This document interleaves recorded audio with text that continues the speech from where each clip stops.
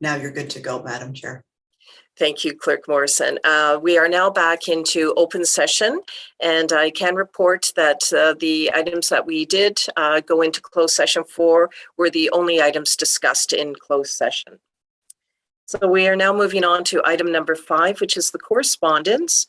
5A, Fixing Long-Term Care Act 2021, Phase 1, Regulations Briefing Note and Advantage Ontario Proposed Regulations Analysis and Comparison. So that there is the following information through a motion, and that is that the following correspondence be received for information.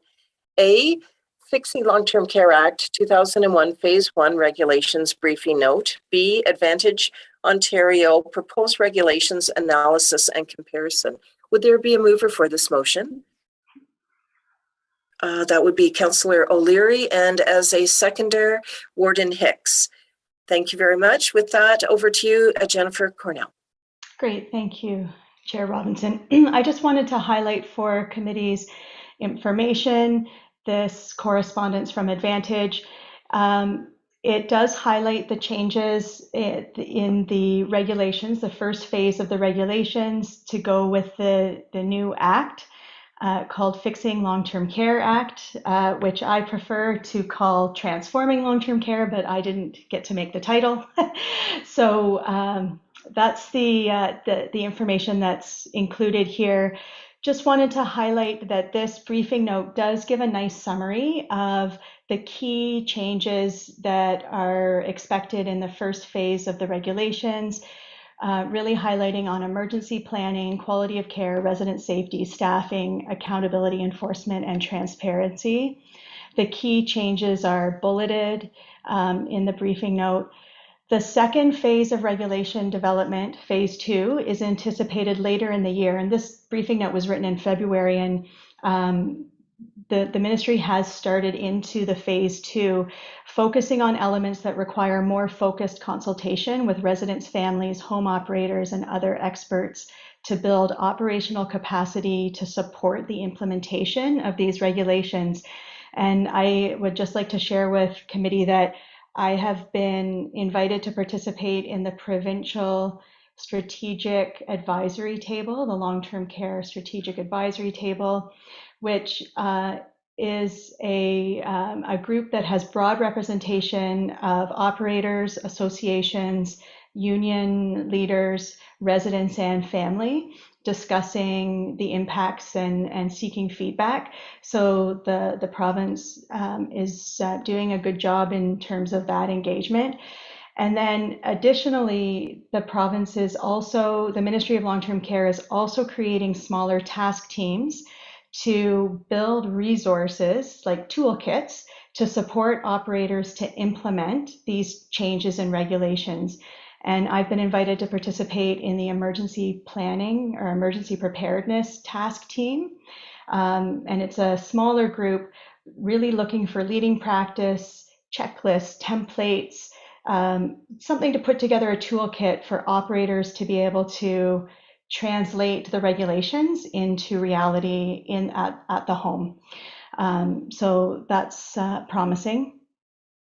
In addition, there's a note about the estimated funds that are being committed by the province and to support the operation of these regulations, and our association, Advantage Ontario, continues to advocate in that the funds mentioned won't meet the needs in order to operationalize the proposed regulations. So Advantage continues to advocate on our behalf, and I and other operators at the tables have the chance, whenever we have the chance, we mention it as well.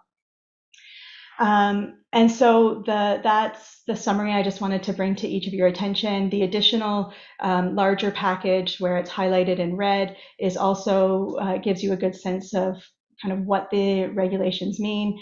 And our quality specialist, Renata, has also done an in-depth comparison of the original or the current act and the new and regulations and the proposed regulations, and what impacts that might have for us, what education might we need to be doing, how do we operationalize it and roll it out. So just wanted to share that with committee.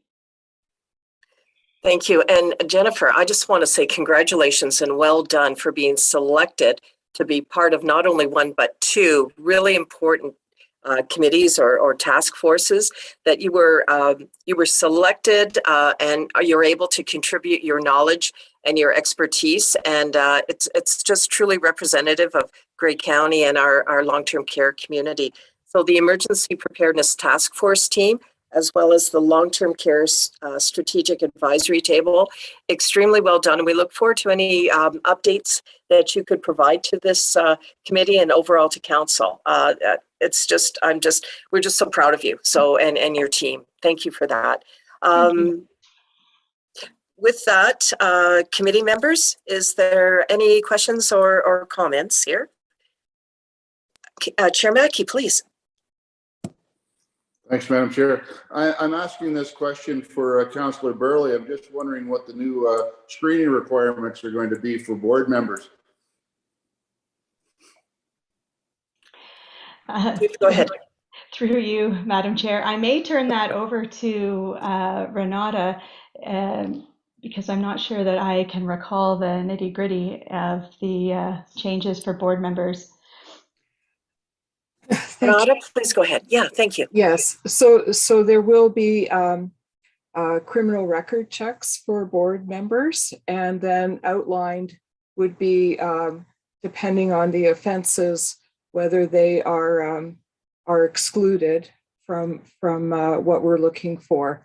And these records will also be kept on site in all three homes, and that's what's in the proposed regulations. So we'll wait to see what the reality is in April. Thank you. Any further inquiries, Chair Mackey? No, I have complete confidence that all members of this board will meet those requirements. Thanks. Very good. Any other questions? So with that, I will call the question on the motion. All those in favor indicate with a raised hand. All those opposed? The motion is carried. We're now moving on to item number 6, other business, and that is the thank you to long-term care staff. I can say that I was most interested in having this item brought forward. We've been hearing a lot of great stories in terms of the support that our long-term care community has been providing to the residents, and wanted the opportunity to acknowledge the long-term care teams, and felt that this may be an appropriate venue through our committee to provide that thank you. So I just wanted to introduce the item, and I wonder, Jennifer, if you wanted to speak to this, please. Sure, thank you. And it was most appreciated, you bringing it forward as a topic of discussion. And I'd be interested to hear what the committee was thinking in terms of this. And it is something that I think would be really well received by team members, having some formal recognition. And I can add that recently the warden and the CAO penned a letter together that was individually sent to each individual working in long-term care, and I know that that was really appreciated and well received by team members. The team, we did have some discussions about what we might suggest if committee was looking for ideas, and maybe I'll just throw out as an idea to get a conversation started. We've talked a little bit about recovery and wellness, and having a culture of recovery and wellness. So in our own work, looking at it as not a make work project, as additional work to do, but how might we support wellness and recovery in all of the work that we're already doing. And if we apply that to an opportunity for committee to show their gratitude or appreciation to team members. Every long-term care home has a staff room or a team member space, and there might be an opportunity for staff to give recommendations or suggestions if something might be added to that staff room that would improve their rest or their break experience. So we could throw out lots of ideas, but I think engaging with the team and the team members themselves would be something that would also be appreciated. You know, at one home, it might be an espresso machine. At another, it might be, you know, a heated massage chair, or so I think there's lots of different options. And but again, I'm not sure if that was the direction that committee's looking to do, and happy to take direction from committee.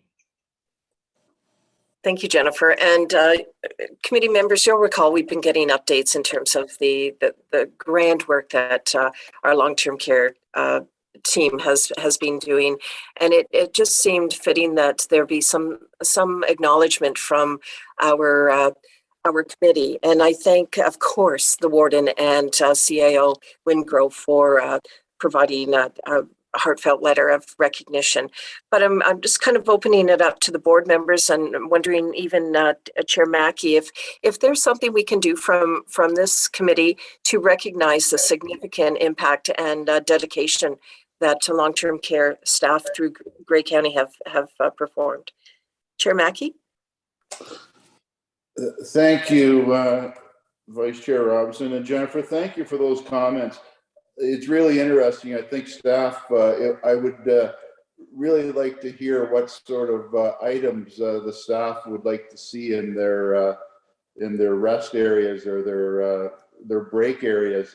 You know, if there's things that maybe we could support that way. I mean, I think that would be a wonderful idea. You know, they do work very hard, and you know, that 15 minutes or half hour that they receive, if we can make it as comfortable as possible, then I think that would be a lovely gesture. And I'm certainly open to, I want to see our staff, you know, throughout our facilities recognized for everything they've been through in the last 2 years. So certainly open to suggestions from other committee members or other senior members of the staff from long-term care. Thanks. Thank you. Committee members, any contribution to this item? Would it be oh, good, very good. Councillor Woodbury, please.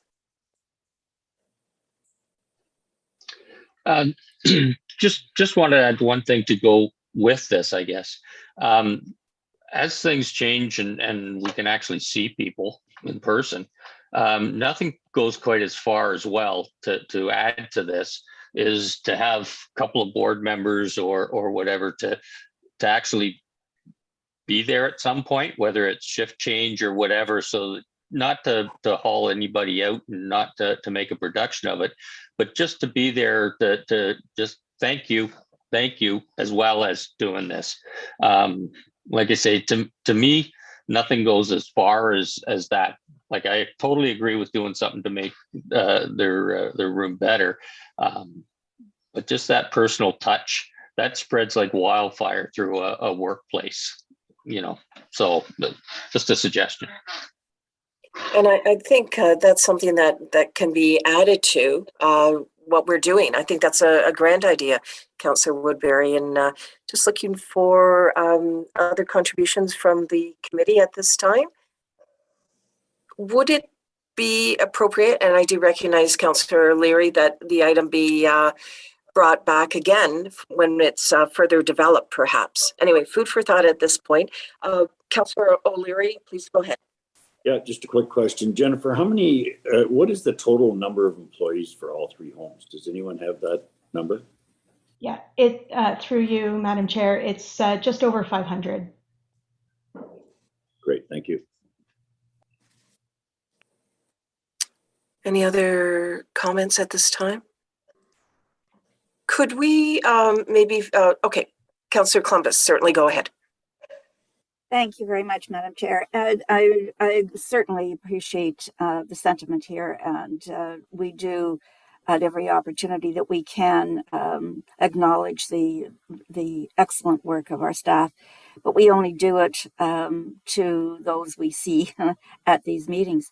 I recall several years ago having the committee meetings or board meetings at the homes, of the various homes. And just a thought that that serves two purposes from my perspective. Just to see the home in action reinforces our commitment and our knowledge of what's going on. But I think it also shows the staff there that we really and truly are interested, engaged, and appreciative of everything they do. I wonder if, since we are moving back into in-person meetings at some point, whether, and again, I don't want to cause anybody any undue either expense or effort, but if something like that might be appropriate, maybe that would be one way to give a warm hug. I think that's a wonderful idea, Councillor Columbus. I'm going to go right over to CAO Wingrove, which most likely will have a response for that and contribute anything further. Please go ahead to CAO Wingrove. Thanks so much. One thing, as you requested that we come back with an idea that's a little bit more developed, and I think it would be helpful to us to kind of understand the parameters that we're working in. Could we suggest that we're looking at something in the neighborhood of, I'm going to say like $1,500 or $2,000 for each of the 3 homes? Does that seem fair, appropriate? Committee members? I'm seeing nods and hands up. That I think that's a good working solution. Okay, because that would give us, I think with that level, it would give an opportunity for the committee to offer something substantial that, will have some longevity to it without being really far out of the budget. So that's okay. Yeah. Sure. Now, do you need a motion to that effect for a staff report, or would that just be staff direction? When we bring back a final thing, then you can formally adopt it. But that just helps us to scope our search properly. Wonderful. And I would really hope that we could also add on for consideration attending at the various long-term care homes for a meeting and or just connect as Councillor Columbus has suggested, but also Councillor Woodbury. There's some really great engagement connections that could take place. Anything further on this item, council members? Just really appreciate the acknowledgement to staff. I think it's a grand opportunity here. The morning is going so quickly. We are on item number 7, which is next meeting date, May 10th, 2022. We'll be right into spring at that time. So that's lovely. Oops. I should have asked, pardon me, is there any other business that the committee would like to engage in? Okay. So just to step back on that. And now the item 7 we've addressed with. So with regard to item 8, I'm just looking for a motion to adjourn. Mover and seconder. Moved by Councillor Burley, seconded by Councillor Columbus. All those in favor, raise your hand. All those opposed, motion carried. Thank you very much for a most interesting morning. Have a good day. Take care. Thank Thanks, you. everyone. Bye, everyone.